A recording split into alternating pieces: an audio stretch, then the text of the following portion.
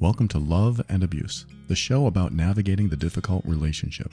From simple disagreements to emotionally abusive behaviors, you deserve respect and kindness. All the information on this show is meant for educational purposes only.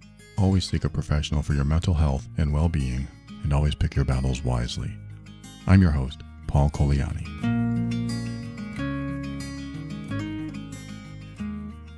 Thanks for joining me for another episode of Love and Abuse. If this is your first time, welcome to the show. And I'm sorry that you had to tune in because you're probably tuning in because something is happening in a relationship, maybe an important relationship in your life. And so you listen to this show, or you're looking up stuff on the internet, trying to figure out what's going on in your relationship. Today I want to talk about a very subtle manipulation that might be happening to you or someone you know that it's very hard to spot because it makes you think that the other person is being vulnerable. It makes you think that they're being honest and self-reflective. It's something that I noticed in conversations between couples. I see these patterns, and I can usually pick out where the emotionally abusive patterns are.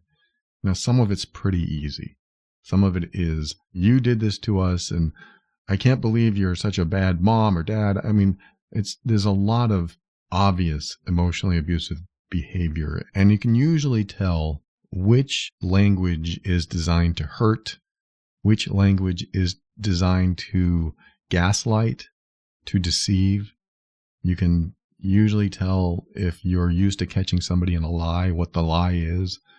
But what's really hard to catch, and this is something that, again, I just started noticing this pattern, and I think it's something that I used to do as well. I used to do this a long time ago in my relationships, but I never realized it was a pattern and how popular it was. But the pattern is this, and I'm going to, I guess, coin this new term. I'm going to call it ingratiating deflection. When you ingratiate, you are either doing a kind deed or saying a nice word in an effort to appear more maybe credible or reputable or honest or nice or kind and caring. But the intent behind doing that is to eventually deceive.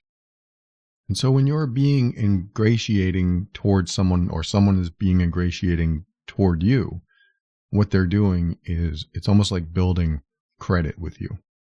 Like, you will see them in a different light if they open the door for you and they say a kind word. And normally ingratiation would have to do with trying to divert the attention of something bad or unbecoming of that person. So if that person just stole a cookie out of the cookie jar and you suspect it, and instead of talking about it, they say, hey, let me cook you something. Let me do this for you. Let me wash the dishes. And so it's harder to be upset with somebody when they're being ingratiating like that. But there's an underlying agenda. There's an ulterior motive for that kindness. And so I have a feeling there's a lot of people listening right now that are sort of putting the puzzle pieces together here about their own relationship and thinking, oh yeah, that's what happens here. This is what happens in my relationship or with somebody that I know. This is what they'll do. They'll do this kind act.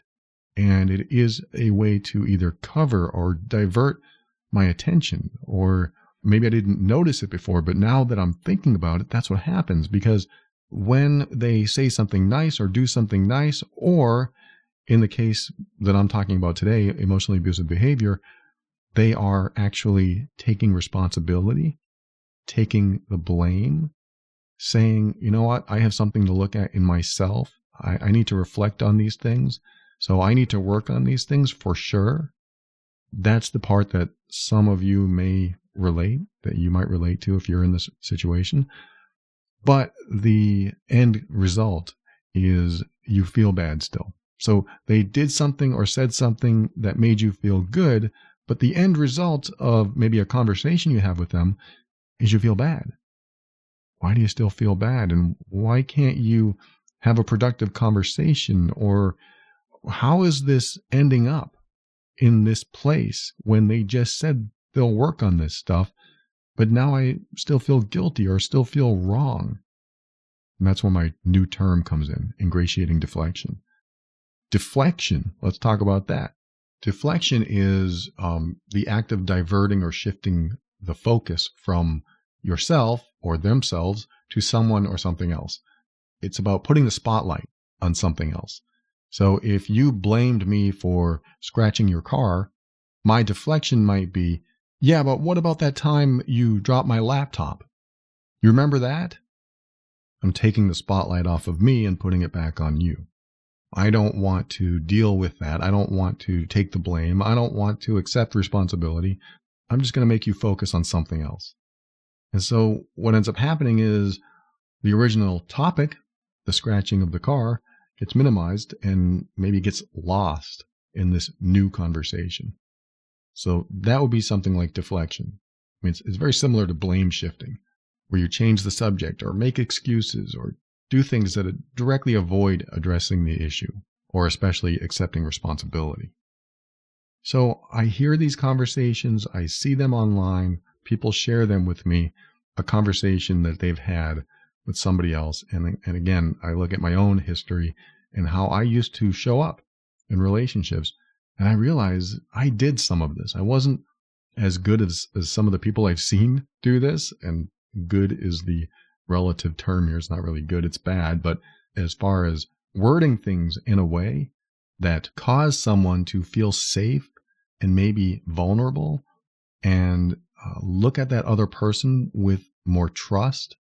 And when somebody feels safe and more trusting with the person they're with, they're less likely to blame them. They're less likely to look at them as the cause of the problems. So when you get in a conversation with somebody who starts ingratiating you, building up credit, building up that emotional credit, where you're more likely going to reflect on what you did and how you showed up and take responsibility for what you're doing, and it keeps them out of the spotlight so that the focus is on you. And with that focus on you, because you're very likely a kind, caring, generous, supportive person, you don't want to be anything but that. You want to be respectful and kind to the person that you're with and loving and connecting. And so what you'll do is reflect on what you're doing instead of reflecting on what they're doing.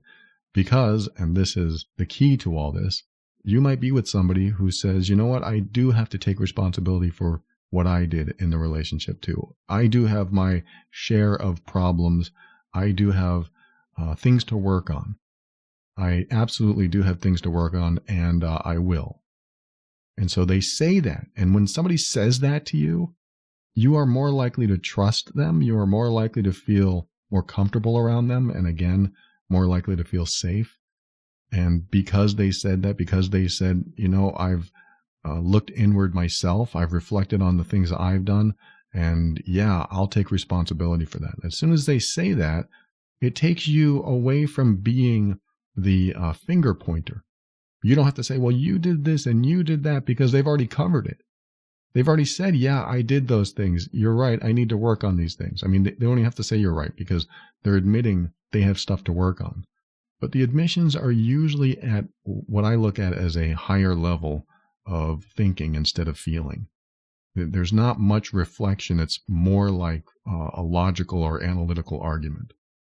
That's what I see in many of these conversations. This is the pattern I see.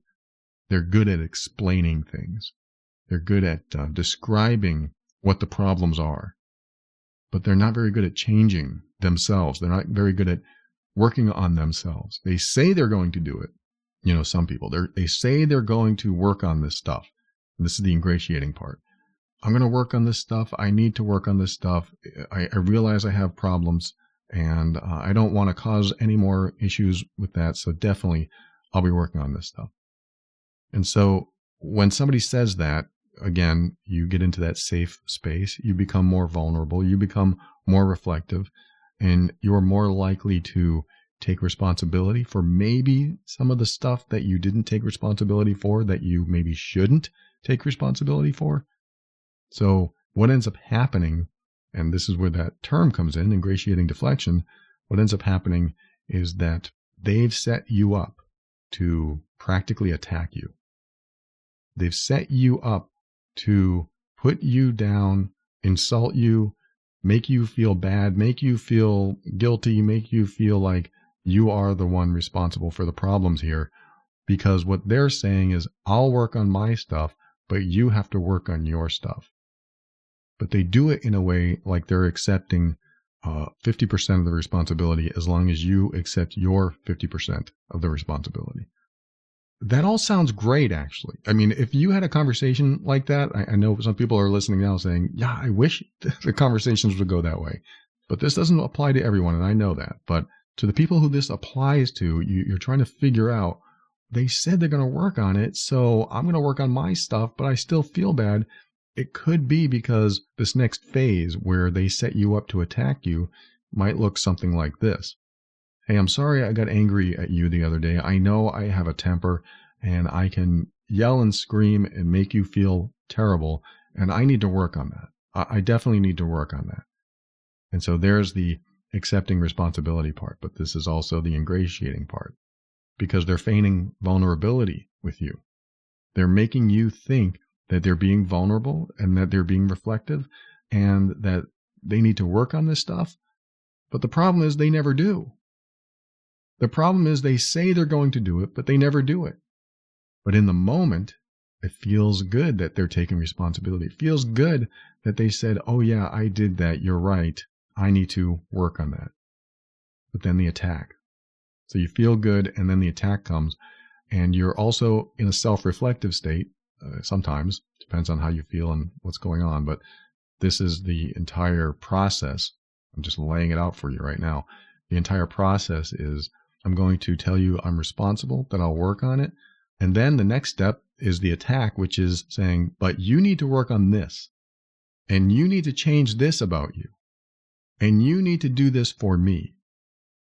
It doesn't even matter that they said they're going to work on their own stuff. It doesn't matter that they said they're going to reflect on it or need to change or whatever. Because now the focus is back on you, and what will likely end up happening is that you will walk away believing that you're not showing up the best way you can, and also maybe believing that they are. They're showing up the best way you can, and you can't figure out why you feel this way. It's confusing. The reason you feel this way is because they say they're going to change and they don't. Where you might walk away and say, wow, I really don't want to hurt them, so I will work on that stuff. And it sounds like they know what they need to work on too. So we're both working on this stuff now. Great. But you still feel something inside you that you can't explain. It doesn't feel right. Because you've had these conversations before. We've talked like this before, and it always ends up like this, but I'm still unhappy. I still don't feel like we've gotten anywhere. And that's because when the other person says they're going to work on something, they don't. When they say they're going to change something, they don't. In fact, the conversations never get that detailed. They stay at a more ambiguous, more vague level. Yeah, I need to work on things. I take responsibility for what I said, and I shouldn't be saying those things. When you are in a conversation like that or an argument, it's important to get a little deeper, dive into the details a little bit. You said that you're not going to say those things to me anymore. Can you tell me what you're not going to say? I mean, let's talk about that. You called me this name. You can't call me that name. Are you saying that you're never going to call me that name again? Because that's really hurtful. And I don't want that in my life. I don't want somebody that calls me that name, because that doesn't feel very loving or respectful. So are you saying, I mean, you're creating accountability right here. Are you saying that you're not going to call me that name anymore? And that's just a very minor example. But what that does is it gets into the weeds. I mean, in a good way. Because you're above the weeds when you say, I'll work on it. But you're in the weeds when you say, this is exactly what I'm going to work on. I don't want to hurt you anymore. I don't want you to feel like I'm attacking you, because if that's the case, that hurts me. You're hoping that somebody you care about would say that to you. Somebody who cares about you would say that to you. I don't want you to feel attacked. I don't want you to be unhappy. I don't want you to feel like you're anything but worthy and lovable, and I am here to make you happy. And if that's not happening, I need to work on that stuff. I need to work on that. But what am I working on? That's the question. What am I working on? I'm going to try to be more attentive. Oh, there's a detail. I'm going to show you that I care about you by not leaving my dirty dishes on the table. I'm going to show, it's a stupid example, but you know what I mean. You're actually giving very detailed response, or they are giving very detailed responses instead of staying in the vague space of, I'll work on it. I'll take responsibility for my behaviors, because that's not enough. If somebody says, I'll take responsibility and I'll work on it, is it going to happen? Because all you have to do is say, you're right, I need to work on this stuff. I'll take responsibility for what I did, but what's going to change? That's why specifically saying, this is what I'm going to work on. I'm really talking to the person that is hurtful. The person that is hurtful and doing this kind of ingratiating deflection, the person who does that needs to say, okay, you're right, I'll take responsibility, and I don't want to hurt you anymore, so this is what I'm going to do. That's a whole new direction. This is what I'm going to do. This is the specific thing I'm going to do. When we leave these conversations in the sky, where it doesn't matter, as long as it's in the sky, it's never going to affect us because we're on the ground. When they're up there, nothing gets done. When they're on the ground, they're in our face. We have to be specific.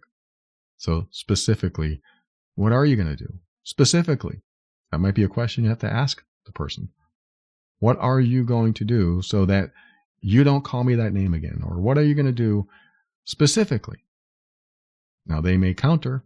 They may say, well, what are you going to do? There's a deflection. And I'm not saying that's not a fair question. You both have to work at a relationship.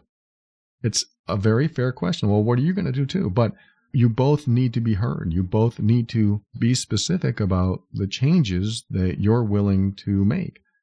Now, that sounds like I'm telling the victim of emotional abuse that they need to make more changes and more changes. That's not it at all, because if the person that you're with, the person being abusive, is making those changes, real changes, then it would be worth continuing and moving forward in that relationship. And if there are things that bother them too that you're doing, then of course you'll probably volunteer to do those things, because now you're being treated nicer and with respect and kindness, and it feels like love. When somebody decides that their behavior is hurtful to you, or they're told that their behavior is hurtful to you, and you say, I don't want that behavior anymore. I don't want you to say that anymore. Will you please stop doing that? And they say, okay, this is what I'll do instead, or this is how I'll handle that next time. Or if I become emotionally triggered, I'll go outside and just take a big, deep breath and then come back in, and then we can have a real conversation. Those are very specific things that can stop all this miscommunication that goes on in many emotionally abusive relationships. And so I wanted to bring up something that was very subtle, very under the radar, even for me, for many years, until recently, when I finally understood that this pattern takes place, because some of the conversations that I see, they appear to be healthy. I can look at a conversation and go, well, that appears to be healthy. This person says they'll take responsibility, and the other person says, well, I'm glad to hear that, and I'll take responsibility for my stuff too, and I'll do my part, and they'll do their part. That sounds like a very healthy conversation, and to everyone else in the world, it is. Until I see what's going on, until I really dig and understand the patterns, because this same conversation happens over and over again in some relationships. One person says, I'll change, you're right, I have this to work on, this is what I need to reflect on, this is what I'm going to work on. It's still not enough. They need to say, this is exactly what I'm going to do. When you said you feel bad when I point things out in your last relationship, I'm going to stop doing that, because that makes you feel bad, and I don't want you to feel bad. And I was crossing the line. That was wrong. So I'm going to stop doing that. That is specific. That is a detail. But if they say, oh, you're right, I need to work on that. I take responsibility for what I said. I'm sorry for that. Well, that's a step in the right direction, but did they actually change their behavior? Did they not do it again?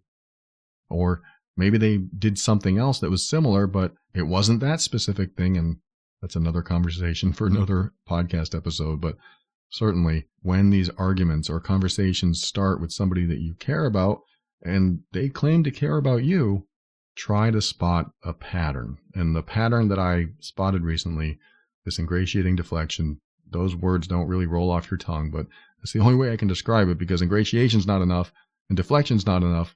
They really go together. And when they go together, it's a formula for a very toxic situation.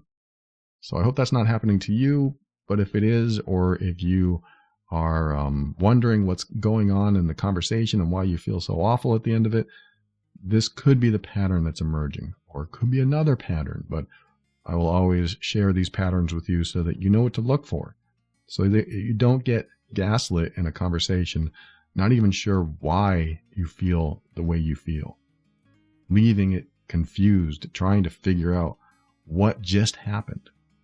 What just happened is probably something that happens a lot, and now you have another tool in your tool belt. Thanks for listening. Share this with others that might benefit. Love and Abuse is the official podcast of the Mean Workbook, an assessment and healing guide for difficult relationships. The workbook helps you pinpoint exactly what's going on in your relationship, outlining the behaviors causing you to leave so many interactions feeling bad. Take the assessment in the workbook and gain clarity on what your next best steps are. After you purchase the workbook, you'll get an invite to the private peer support group on Facebook. Visit loveandabuse.com for more information. If you've discovered that you are doing the hurtful behaviors to someone that you care about, and you'd like to change that about yourself, sign up for the Healed Being program over at healedbeing.com. You can take the course on your own at your own pace, or join the optional private online group where I and others will give you direct support. It's time to stop making those you love feel bad. That's healedbeing.com. And if you're looking for a safer way to listen to this show, where all the titles to the episodes are changed, click on the Safe Listening button on the podcast page over at loveandabuse.com. This show exists to remind you that you are not alone and you're not going crazy. You deserve to be treated with respect and kindness. You deserve honesty and sincerity. You deserve to be treated as worthy and significant, because you are. We'll talk again soon.